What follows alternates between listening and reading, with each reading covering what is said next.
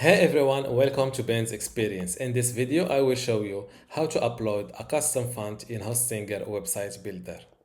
I am now inside Website Builder in Hostinger. To upload a custom font, just double click on a text and go to font. Click on it, and under my fonts you can click on upload. Locate your font on your computer and hit open.